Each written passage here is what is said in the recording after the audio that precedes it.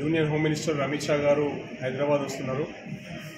వచ్చే పార్లమెంట్ ఎన్నికల కన్నా ముందు పార్టీ కార్యకర్తలను ప్రిపేర్ చేయడం కొరకు అమిత్ షా గారు మొత్తం 12 తారీఖు రోజు డే లాంగ్ ప్రోగ్రామ్స్ పెట్టుకున్నారు. అందులో భాగంగా మొదట 11 గంటలకి ఉదయం 11 గంటలకి రాష్ట్ర వ్యాప్తంగా ఉన్న సోషల్ మీడియా వారియర్స్ అందరూ కూడా ఎవరైతే సోషల్ మీడియాలో యాక్టివ్గా ఉంటారో, ఎవరైతే సోషల్ మీడియా ద్వారా ఇన్ఫ్లుయెన్సర్స్ ఉంటారో వాళ్ళందరితోటి అమిత్ షా గారు కలుస్తారు. కాబట్టి రాష్ట్ర వ్యాప్తంగా ఉన్న సోషల్ మీడియా వారియర్స్ అందరూ కూడా, ఇది పార్టీకి కులాలకు సంబంధం లేదు, ఇది సిద్ధాంతానికి సంబంధం లేదు, సింపథైజర్స్ నరేంద్ర మోదీ మళ్ళీ ప్రధాని కావాలని కోరుకునే వాళ్ళందరూ కూడా 11వ తారీఖు రోజు ఉదయం అమిత్ షా గారిని కలవడానికి హైదరాబాద్ రావచ్చు. ఆ వెన్యూ విషయాలన్నీ కూడా ప్రకటిస్తాం.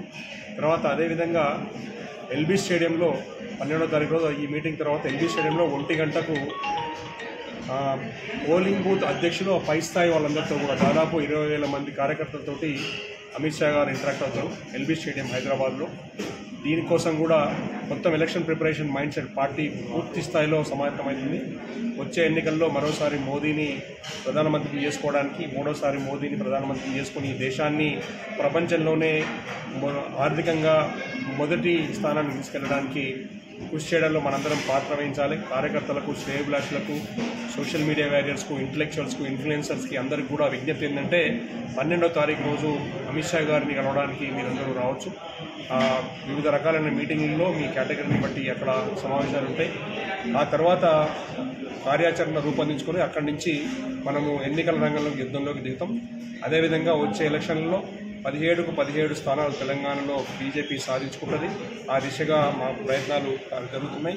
మొన్న సంగారెడ్డిలో జరిగిన నరేంద్ర మోదీ గారి సభ విజయవంతమైంది. వచ్చే 12వ తారీఖున జరిగే అమిత్ షా గారితో జరిగే కార్యక్రమం కూడా ఖచ్చితంగా విజయవంతమైంది. అయితే ఒక అంశం ఏంటంటే మొత్తం ప్రపంచవ్యాప్తంగా మోదీ అభిమానులు కానీ, దేశభక్తులు కానీ, హిందుత్వవాదులు కానీ, తర్వాత అభివృద్ధిని కోరుకునే వాళ్ళందరూ కూడా ప్రయత్నిస్తున్నారు వాళ్ళ సోషల్ మీడియా హ్యాండిల్స్తో. తర్వాత ఫిజికల్గా కూడా ప్రతి చోట 2 తెలుగులో అయితే మోడీ మా అన్న, మోడీ మా కుటుంబమే, మోడీ మా అన్న, మోడీ మా కుటుంబమే, నేను మోడీ కుటుంబమే, ఇట్లాంటి స్లోగన్స్, మోడీ మేరా భాయ్, హమ్ భీ మోదీ కా పరివార్, ఇటువంటి స్లోగన్స్ తోటి మోదీమయం మొత్తం ప్రపంచమంతా కూడా హిందుత్వం, ప్రపంచంలో ఉన్న భారతీయులు, భారతదేశం అంతా ఉన్న అయితే మోదీ గారి అభిమానులు, దేశ అభివృద్ధి కోరుకునే వాళ్ళు, శ్రేయోభిలాషులు, హిందుత్వవాదులు అందరూ కూడా కోరుకునేది ఏంటంటే మోదీ మళ్ళీ ప్రధానమంత్రి కావాలి. ఈ దిశగా మేమందరం పనిచేస్తున్నాం. కాబట్టి 12వ తారీఖు ఈ సభను విజయవంతం చేయాలి. వచ్చే ఎలక్షన్లలో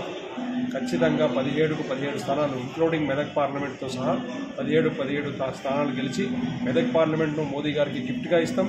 మనం మోదీ మా అన్న, మోదీ నా అన్న, మోదీ మా కుటుంబమే, నేను మోదీ కుటుంబమనే స్తోత్రాన్ని మనం అందరం కూడా పాటించాలి. మీ సోషల్ మీడియా హ్యాండిల్స్ అన్నీ కూడా మోదీమయమైపోవాలి. ప్రపంచంలో దేశం ఆర్థిక పురోగతి సాధించి మొదటి స్థానంలో పోవడానికి మనందరూ కూడా కృషి ఉండాలని కోరుతూ ఈ సమావేశాన్ని ముగిస్తున్నారు.